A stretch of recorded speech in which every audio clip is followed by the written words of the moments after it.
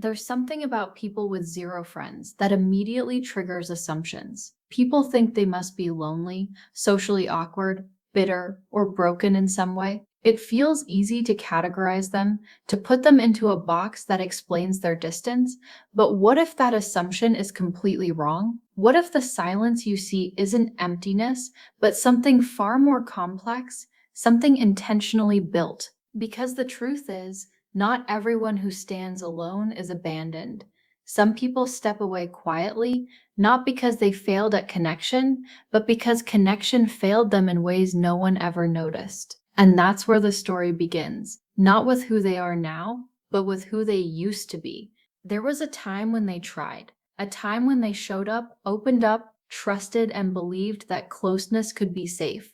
They weren't always distant. They weren't always this controlled, this unreadable. At one point, they were just like everyone else, willing to invest, willing to care, willing to let people in. But something shifted. It wasn't loud, it wasn't dramatic, it didn't happen in a single explosive moment that everyone could point to and say, that's when everything changed. Instead, it happened quietly, over time. Small disappointments stacked on top of each other, moments where they felt misunderstood, times when they gave more than they received, situations where they trusted only to feel like that trust was handled carelessly. And slowly, without even realizing it at first, they started pulling back. Not completely, not all at once, just a little at a time. They began to notice patterns, the same emotional cycles repeating, the same outcomes no matter how much effort they put in. And eventually, a thought formed in the back of their mind,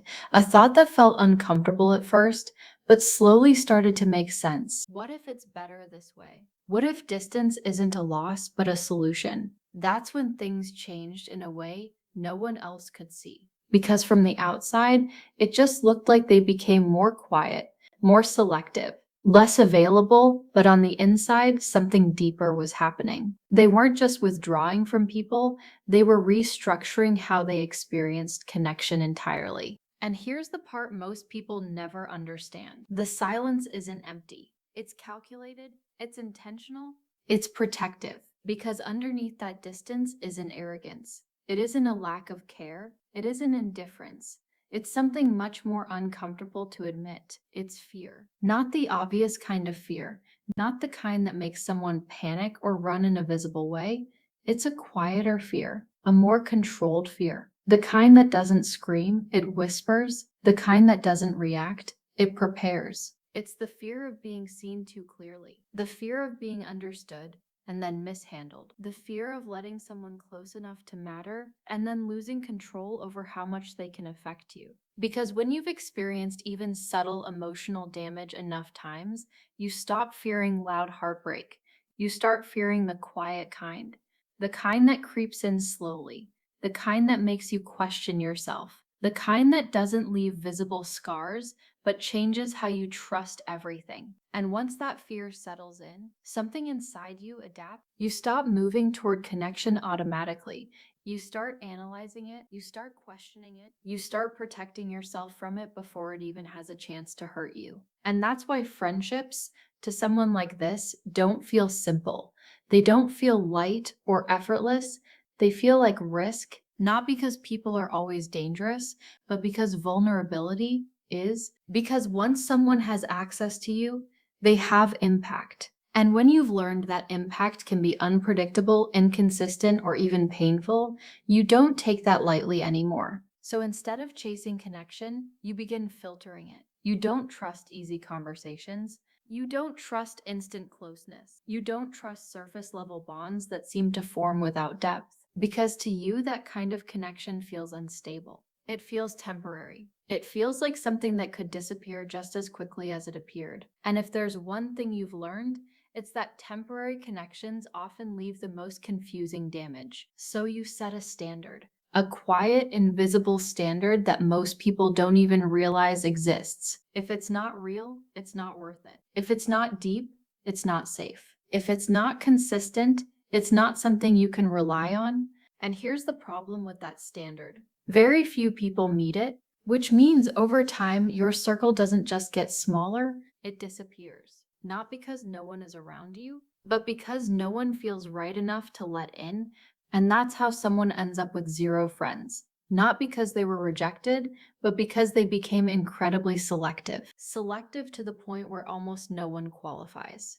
And from the outside, it looks like isolation. But from the inside, it feels like control. It feels like finally understanding the patterns that once confused you. It feels like avoiding the emotional chaos that used to drain you. It feels like protecting your peace in a way you didn't know how to before. But there's another layer to this that people rarely talk about. Because even though this distance feels safe, it also changes you. It changes how you see people.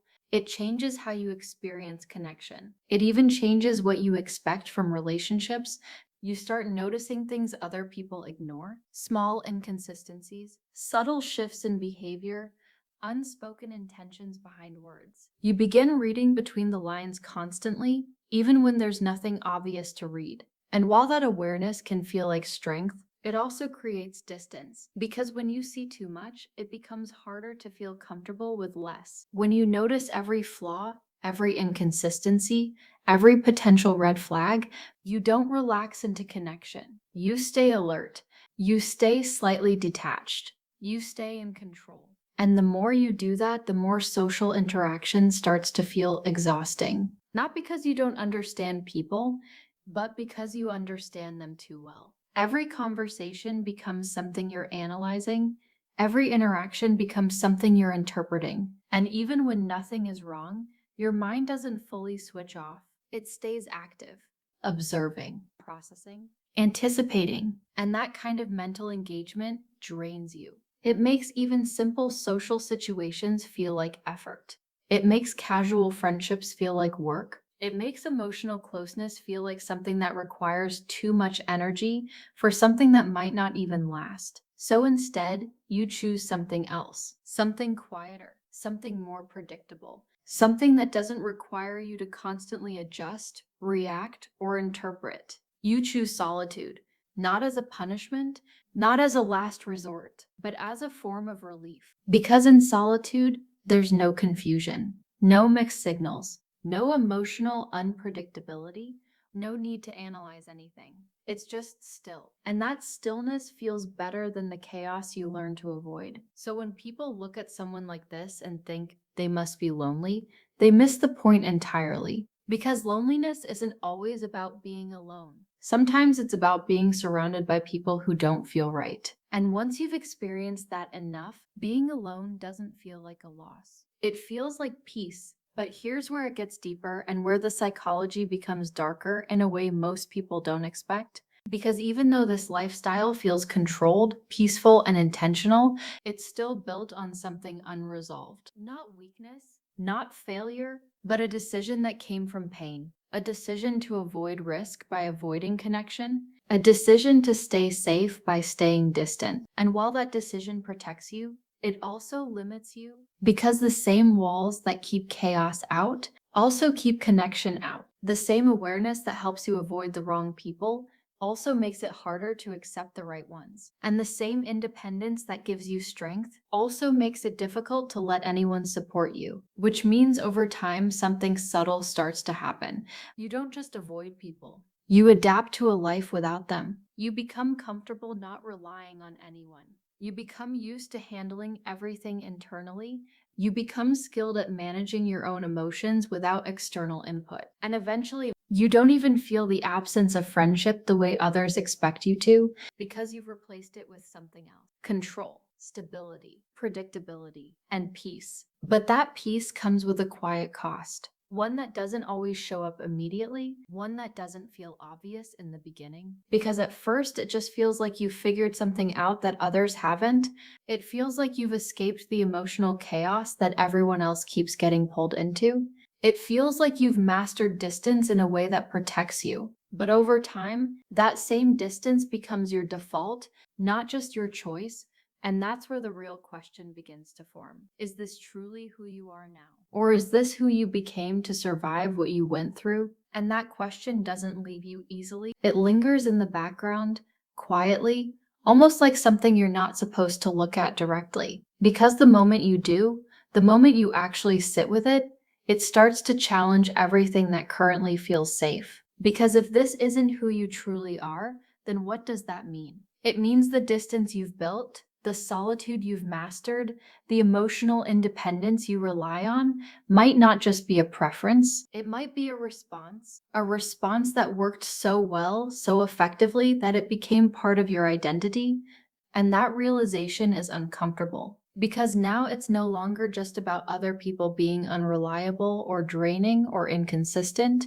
Now it becomes about something deeper. It becomes about whether you've unknowingly shaped your entire life around avoiding something that once hurt you. And the truth is, most people don't go that far. Most people stop at the surface level explanation. I just like being alone. I don't need anyone. People are too much. And while those statements feel true, they don't tell the full story because underneath them is something far more complex. A contradiction that most avoidant personalities live with but rarely admit. They don't just avoid connection, they crave it in a way they don't know how to handle. Not in an obvious, expressive way. Not in a way that makes them reach out or chase people, but in a quiet, controlled way. A way that shows up in small moments. Moments where they notice something they wish they could share with someone. Moments where they feel the absence of a deep conversation. Moments where they wonder what it would feel like to be understood without having to explain everything. But instead of moving toward that feeling, they pause, they hesitate, they analyze. And almost instantly, another thought takes over. It's not worth it. They won't understand. It'll just complicate things. And just like that, the moment passes. Not because the desire wasn't real, but because the risk felt bigger than the reward. And this is where the internal conflict becomes almost invisible from the outside, because no one sees those moments. No one sees the split-second hesitation. No one sees the quiet pull toward connection that gets shut down before it even has a chance to grow. All they see is the outcome. Distance, silence, detachment. And they assume that's all there is. But inside, it's not that simple. Inside, there's a constant balancing act between two forces: the desire to connect and the need to stay safe. And most of the time, safety wins. Not because connection doesn't matter, but because the cost of getting it wrong feels too high. Because when you've spent enough time observing patterns, understanding behaviors, and predicting outcomes, you start to believe you already know how things will end. You convince yourself you can see it coming. The inconsistency, the misunderstanding, the eventual distance. So instead of letting the story unfold naturally, you end it early, before it even begins. And that's where something subtle but powerful starts to happen. You stop experiencing people directly and start experiencing your expectations of them instead. You're no longer reacting to what's actually happening. You're reacting to what you believe will happen. And that belief becomes your filter. A filter that quietly shapes every interaction. You don't fully trust kindness because you're waiting for it to change. You don't fully trust attention because you assume it won't last. You don't fully trust closeness because you've learned it can shift without warning. So even when something real is in front of you, you don't fully step into it. You hold back just enough to stay in control. And the more you do that, the more something inside you starts to solidify. A belief, a quiet conclusion that feels logical, reasonable, even intelligent. People aren't worth the effort. And on the surface, that belief makes sense. It protects your time. It protects your energy. It protects your emotional stability. But beneath that logic, there's something else forming, something darker. A gradual detachment, not just from people, but from the idea of connection itself. Because once you start seeing people as patterns instead of individuals, once you start reducing interactions to predictable outcomes, you don't just protect yourself from pain, you also disconnect from possibility, from spontaneity, from the parts of connection that can't be controlled or predicted. And that's when isolation becomes more than just a choice. It becomes a perspective, a lens through which you see the world. And through that lens, everything starts to look the same. People seem repetitive, conversations feel shallow, connections feel temporary, and nothing feels worth investing in. But here's the part that most people don't realize. This perspective doesn't just keep people out, it keeps you locked inside your own interpretations, your own conclusions, your own expectations. And while that might feel safe, it also becomes limiting in a way that's hard to notice at first. Because when you stop allowing new experiences to challenge your beliefs become your reality. Not because they're always true, but because nothing is allowed to prove them wrong. And that's how someone can go from being cautious to being completely closed off without ever realizing the shift. It doesn't feel like shutting down. It feels like clarity. It feels like understanding. It feels like seeing things for what they really are. But what if that clarity is incomplete? What if it's shaped more by past experiences than present reality? What if it's not that people are all the same, but that your mind has learned to highlight the similarities and ignore the differences? Because once your brain identifies a pattern, it starts looking for confirmation. It starts collecting evidence, and every time something aligns with your expectation, it reinforces the belief. See, this is why I stay alone. And every time something doesn't align, you question it, you doubt it. You wait for it to prove you right eventually. So even when something different shows up, you don't fully trust it. You don't fully accept it. You keep a part of yourself separate from it,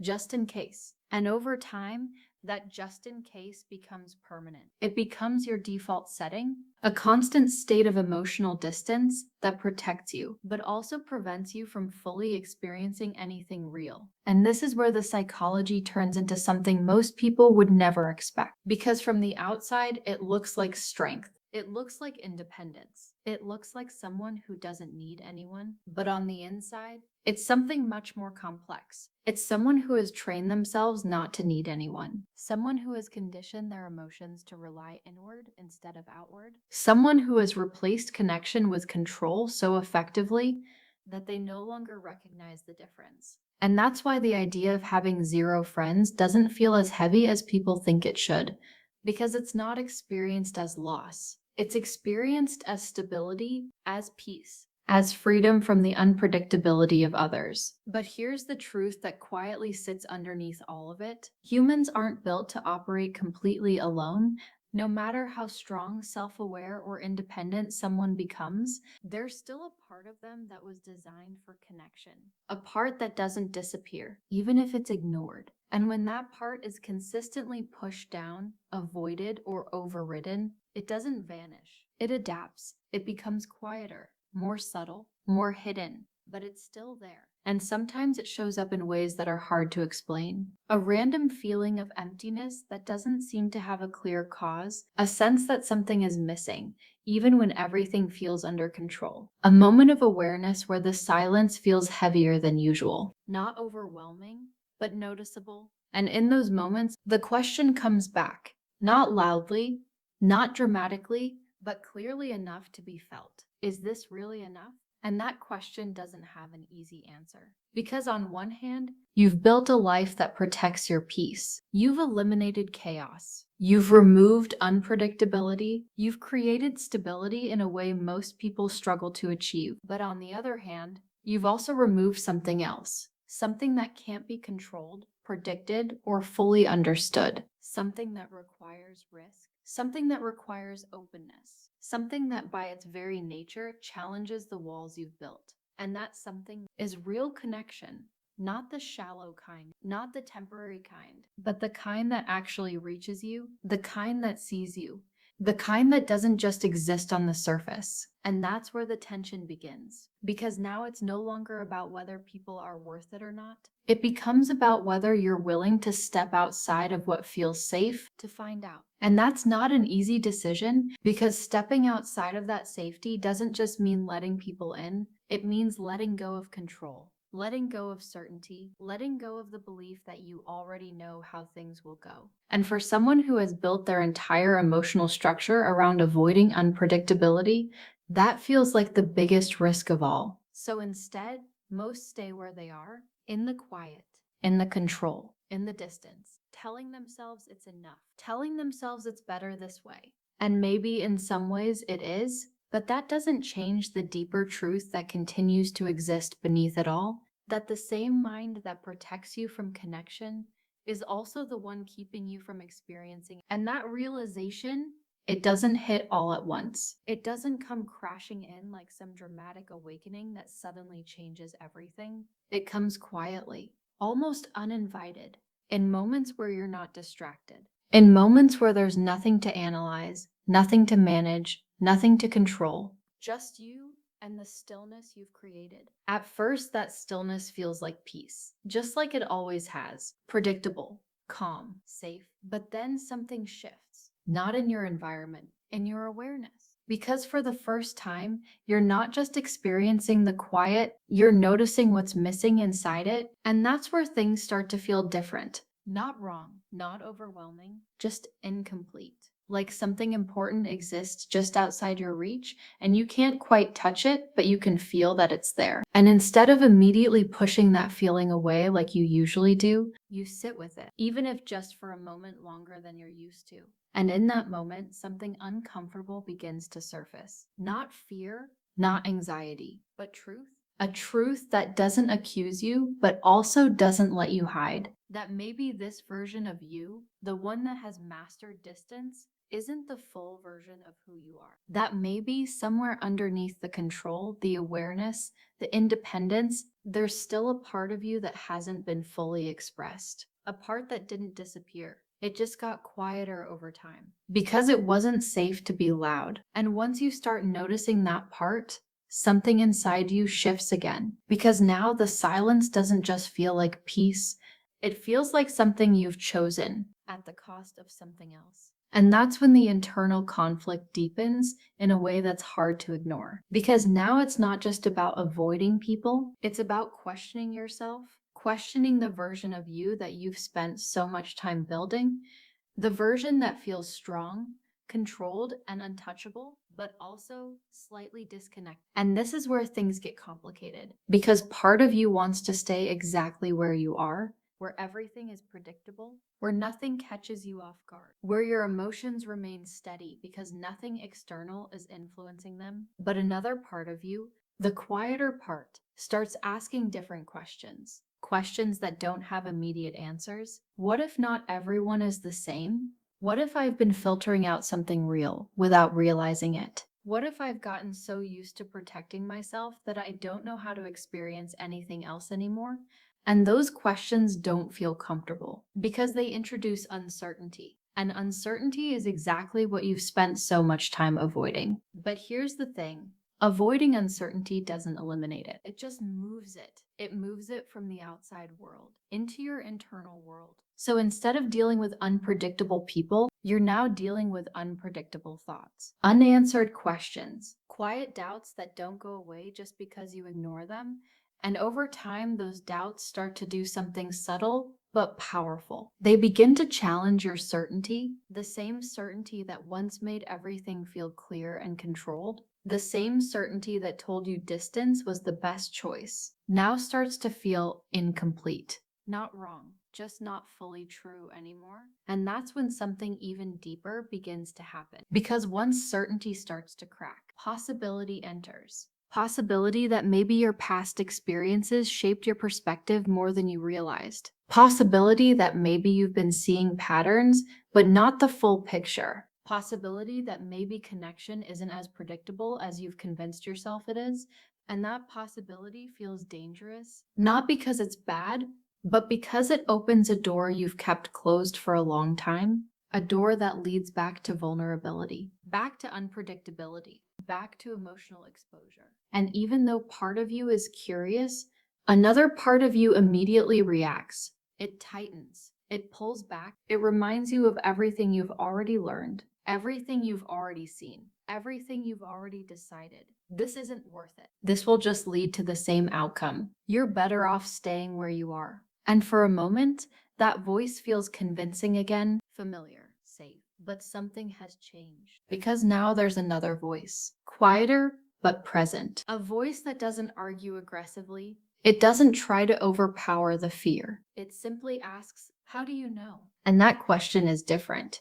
Because it doesn't deny your past. It doesn't ignore your experiences. It just challenges the conclusion you built from them. And once that question exists, it doesn't go away. It lingers in the background, in between your thoughts. In moments where you notice something different in someone, in moments where someone shows consistency instead of unpredictability, in moments where connection doesn't feel forced, but natural. And suddenly your usual response, distance, doesn't feel as automatic. You hesitate, not out of fear this time, but out of uncertainty. Because now you're not just protecting yourself, you're also wondering if you might be holding yourself back. And that hesitation is small, but it matters. Because it's the first crack in a pattern that once felt unbreakable. It's the first sign that your behavior isn't just instinct anymore. It's a choice you've been making unconsciously for a long time. And now that you're aware of it, you can't unsee it. You can't go back to believing that distance is the only option.